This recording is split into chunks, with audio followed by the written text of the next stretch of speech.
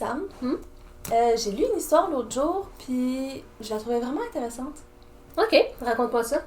C'était un jour à Bagdad, un porteur, qui a été abordé par une belle grande dame qui s'appelle Amine. Donc, elle lui demande de l'aide dans ses commissions, elle fait plusieurs épiceries, puis après ça, ils s'en vont chez elle, où est-ce qu'elle vit avec ses deux sœurs, qui s'appellent Safi et Zobeid, qui sont toutes aussi belles qu'Amine.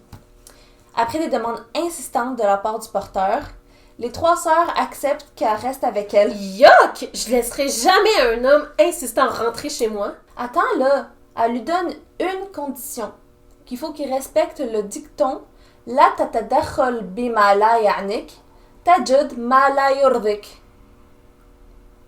Donc, pose pas de questions finalement. En gros, ouais. Donc là, les quatre commencent à chanter, à manger, à boire, mais leur réunion est interrompue par la visite des trois calenders. Puis les sœurs acceptent que les trois calenders restent avec elles, avec la même condition que le porteur. Ouais, faut un gros party. Attends là, ça s'arrête pas là. Là, Zébéide, elle sort ses deux chiennes, elle commence à les fouetter, puis après ça, elle pleure leur souffrance. Quoi? C'était-tu permis de faire ça à l'époque? Ben non, puis les invités sont choqués, puis ils veulent en savoir plus. Mais moi aussi, je veux en savoir plus. Zébéide, là, est en colère, là, parce qu'ils n'ont pas respecté la seule condition qu'elle a donnée. Mais elle accepte quand même de les laisser partir, seulement si chacun d'entre eux raconte leur histoire de comment ils sont arrivés là. Ouais, ça y en prend pas beaucoup pour la convaincre. Donc là, voici l'histoire du premier calendrier. Donc lui, il s'est rendu un jour à Bagdad, puis il s'est fait passer pour un noble. Puis là, il a été accueilli de manière royale par la population. Mais les choses y ont vraiment mal tourné quand il a refusé d'assister à un dîner organisé par une femme noble.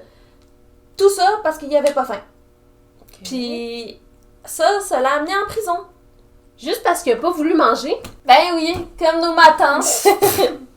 Là, en prison, il s'est rendu compte que la femme noble, ben c'était en réalité une femme qui a été transformée en oiseau par un génie maléfique. Ah!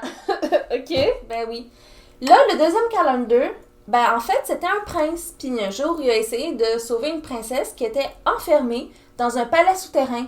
Mais là, en faisant ça, il a brisé un talisman. Puis là, ça a provoqué la colère d'un génie maléfique qui était dans le talisman. Mais là, heureusement, le calendrier, il connaissait une histoire d'un gars très généreux. Puis ça a apaisé le génie. Puis là, à la place des tuer, ben, il a décidé de les transformer en oiseaux pour qu'ils s'enfuient. Eux autres aussi? Ben oui, toutes les histoires sont reliées ensemble, là. Là, le troisième calendrier, c'était un ancien marchand qui a été transformé en singe par un génie maléfique. Encore un génie maléfique? Ben oui, je viens de te dire que toutes les histoires sont reliées.